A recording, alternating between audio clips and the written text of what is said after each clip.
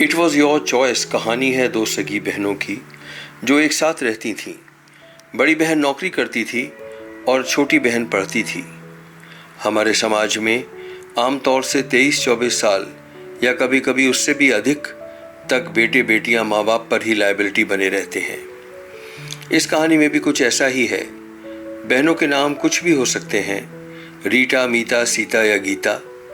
23-24 साल की हो जाने पर भी छोटी बहन बड़ी बहन पर ही निर्भर थी।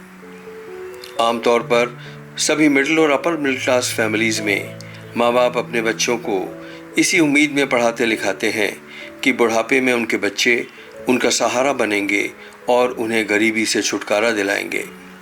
पर दुर्भाग्यवश ऐसा होता नहीं है। समर्थ हो जाने पर बहुत से बच्चे गरीबी और माँ बाप को एक ही सिक्के के दो पहलू मानकर दोनों को अपनी जिंदगी से अलग कर देते हैं। ऐसा ही कुछ इस कहानी में भी हुआ। आज बड़ी बहन को पुराने दिन याद आ रहे हैं जब उसकी छोटी बहन उसके साथ रहा करती थी, साथ साथ आना जाना, घर की सफाई करना, दिल खोल कर हंसी मजाक करना। बड़ी बहन को याद आ रहे हैं कैसे उसकी छोटी बहन जब वो काम से वापस आती थी उसका बैग लिया करती थी, उसके लिए चाय लाया करती थी और सर दर्द हो रहा हो तो उसके सर को सहलाया करती थी। कितनी खुश थी दोनों बहनें जब छोटी बहन को विदेश में पढ़ने के लिए लोन मिल गया था। जाने के एक दिन पहले बड़ी बहन को दुख हो रहा था कि ना जाने फिर कब वो इस तरह बैठकर नाश्ता कर पाएंगे।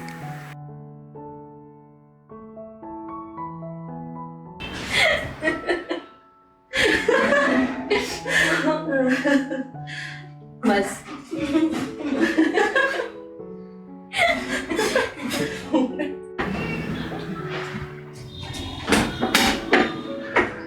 हाय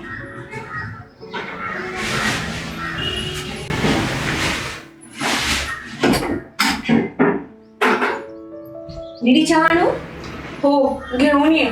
माझं खूप डोकं दुखतंय.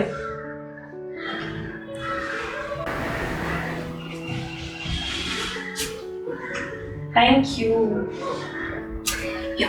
वेलकम.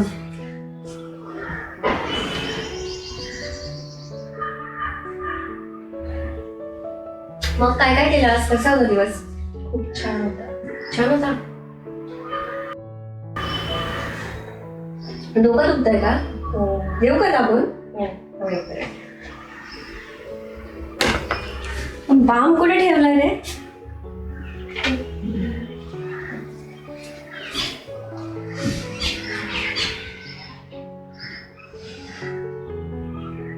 किती काम करतेस ग? नुसतं काम. वाटतंय बरं? हो, खूप छान वाटतंय. मस्त वाटतंय खूप.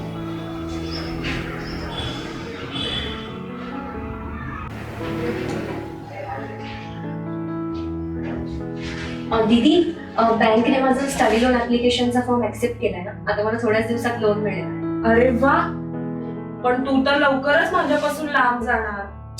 दीदी, थोड्याच दिवसांची तर गोष्ट आहे. मग तर मी तुला तिकडेच बोलावून घेईल ना. माझ्यामुळे तू किती काय काय सॅक्रिफाईस केलं. स्वतःचं करिअर नाही बनवलं, लग्न नाही केलं, किती काय काय सॅक्रिफाईस करायला लागलं तुला. हे बघ दीदी, आज मी जे काही आहे ना ते फक्त तुझ्यामुळे. हे मी नाही विसरू शकत ग.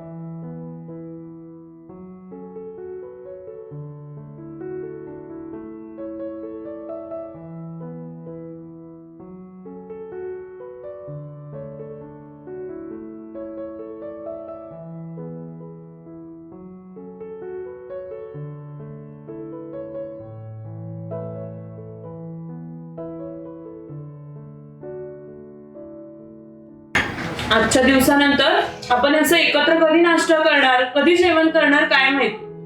उद्या तर तू चाललीस ना आता. अगं खूपच लवकर ग दीदी, 2च वर्षांचा तर माझा कोर्स आहे. मग तर तू तिकडेच येशील ना. हो. किती सेंटी होते ग माझी दीदी. तुझ्याशिवाय करमत नाही ग मला. ओ. छोटी बहन के विदेश जाने के बाद बड़ी बहन को समय काटना मुश्किल हो रहा था। हर समय उसे अपनी छोटी बहन की याद सताती रहती थी और उधर छोटी बहन अपने दोस्तों के साथ मौज मस्ती और कामकाज में इतनी रम गई थी कि धीरे धीरे वो बड़ी को भूलती जा रही थी। एक दिन हिम्मत करके बड़ी बहन ने छोटी बहन को बोला कि वो उसे देखना चाहती है, उससे मिलना चाहती है। छोटी बहन के आनाकानी करने पर भी वो विदेश में अपनी छोटी बहन से मिलने पहुंच गई।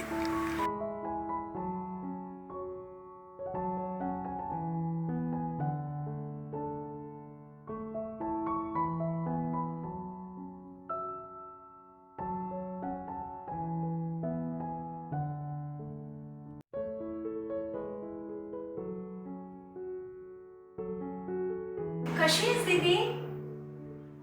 कशी आहेस? मी छान आहे. तू कशी आहेस? मी एकदम मस्त. तुझी फ्लाईट कशी होती ते सांगा दीदी. छान होती एकदम मस्त.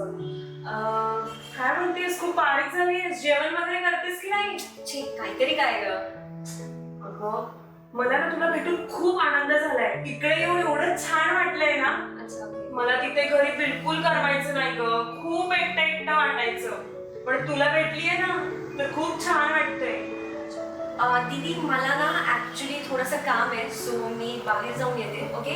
तू खूप दमली असशील ना, एक काम कर, एव्हा इथे समोरच एक रूम आहे तुझी, सेपरेट आहे with the attach washroom. So तू थोडा वेळ आराम कर, ठीक आहे. आणि तुला जर काही लागलं ना तर आतमध्ये किचन आहे, बनवून खाऊन घेशील. ओके. पण माझी वाट नको बघूस, ठीक आहे. मी लवकर जाऊन येते because it's very urgent, so I have to go. Okay. Bye. Okay bye. Bye.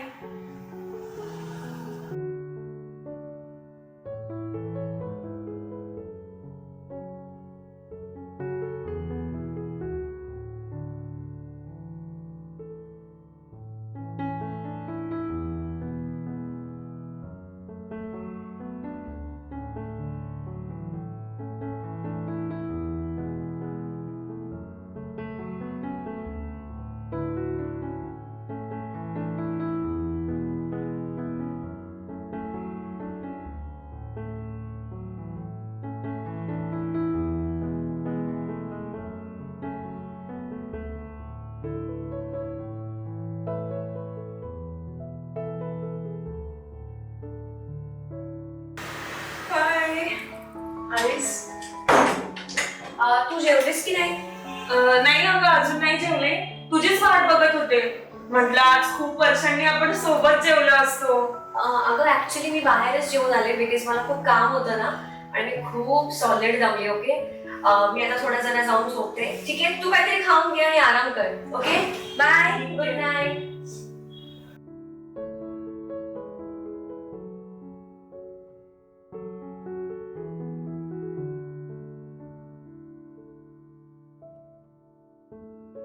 छोटी बहन का रूखा व्यवहार देखकर बड़ी को गहरा धक्का पहुंचा। विदेश में बड़ी बहन का समय कट नहीं रहा था। कितनी देर टीवी देखना, वो अपना अधिकतर समय बालकनी में बिताया करती थी। एक दिन छोटी बहन ने उसे वो बात कह दी जिसको बड़ी बहन ने सपने में भी नहीं सोचा था। छोटी ने बड़ी से कहा कि तुमने जो भी मेरे लिए किया अपनी मर्जी से किया। मैंने तुम्हें कभी नहीं कहा कि यह सब मेरे लिए करो। It was your choice. यह सुनकर बड़ी को बेहद दुख हुआ और वो अगले दिन ही वापस आ गई। तू खूप बदलली आहेस ग. मला वाटलं मी इथं आल्यावर तू माझं प्रेमाने स्वागत करशील, पण इथं तर काही मला वेगळंच पाहायला मिळालं. अगं तुला घडवण्यासाठी मी माझं अख्खं आयुष्य खर्च केलं. मी माझा कोणताच विचार केला नाही. आणि तू कशी वागतेस बघ. तू कशी वागते? माझं करिअर मी तुझ्यासाठी बाजूला ठेवलं. हॅलो, लिसन, एक्सक्यूज मी. तू जे काही केलंस ना ते तुझ्या मर्जीने केलं. ओके. यातलं मी तुला कधीच काहीच करायला सांगितलेलं नव्हतं. ओके. तू जे काही केलंस it was your choice. You get that? तुझ्या मर्जीने केलं ते. It was your choice. ठीक आहे, ठीक आहे. मी केलं ना माझ्या मर्जीने. मी चूकच केली. तुला घडवण्यासाठी मी माझं अख्खं आयुष्य खर्च केलं आणि तू अशी वागतेस. खरंच ह्यातून मला खूप मोठा धडा मिळाला की आपलीच माणसं आपल्याचा फायदा घेतात. मी हे जे काही केलं ना, हे ते देवासाठी केलं असतं ना, तर आज मला रडायची वेळ नसती आली. मी उद्याच चालली, मला नाही राहायचं इथं. असल्या वागण्याचा वैताग आलाय मला. जगातलं एकच कडू सत्य आहे, ते म्हणजे आपली माणसं आपल्याच माणसांचा यूज करतात, फक्त फायदा बघतात, फायदा. बस. कुछ बच्चे यह बात कह देते हैं और कुछ चुपचाप माँ बाप का तिरस्कार करके उन्हें यह समझा देते हैं कि इट वॉज योर चॉइस. ऐसे बच्चे प्यार करने वाले माँ बाप को फुलिश कहते हैं. फुलिश कौन है, यह बात उन बच्चों को सिर्फ वक्त ही समझाता है.